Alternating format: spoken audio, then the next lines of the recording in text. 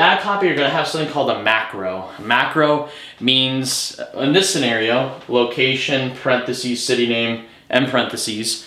That means that if I live here in Palm Coast, Florida, and I'm seeing an advertisement from someone that lives in New York, it'll say lawyer in Palm Coast, Florida, even though they live in New York. So the macro changes to wherever that person is Googling it from or wherever they live. So then it shows a little bit more specialized. And then that way you can go back to this approach, lawyer and city name, service and city name.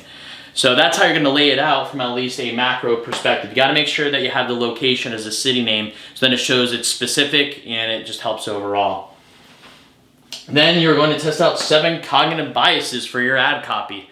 What is a cognitive bias? A cognitive bias means that you're testing out the psychology of your user to figure out, why do they buy from us? Do they buy from us because we're the #1 law firm in Florida? Do they buy from us because we only have 3 seats left available? That's scarcity. Do they buy from us for any amount of reasons? Do we close cases faster? Is that important to someone when they are hiring a lawyer to get it done quickly because they hate how long it takes overall? So you would test out these different types of psychology, and you would say at the end of it, you get 7 of them, and you pin them all to the first degree, meaning that they can't show at the same time.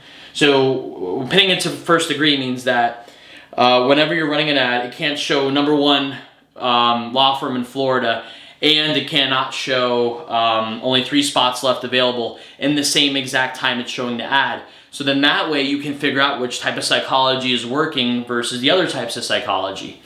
And you're going to test out 7 different ad copies in their headline, which is just a really fancy word to figure out. You're going to test out 7 different ways that people buy from you.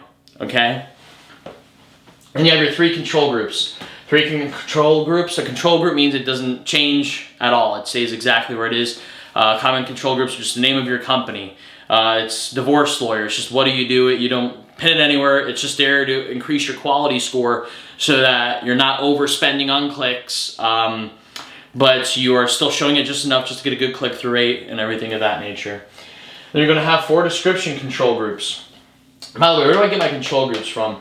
When you do the competitor analysis and you go through and you see what all of your competitors have been bidding on, you can see that over the past 6 months plus, they've been using a certain description. There's a high likely chance that's going to work for you too. So a very common description that you see online is 13 years in business, okay? Well, all we're going to do is change their 13 years in business to our 21 years in business, or whatever it may be. And then we know that's a control group that'll work. So you'll have 3 control groups of headlines and then 4 description control groups.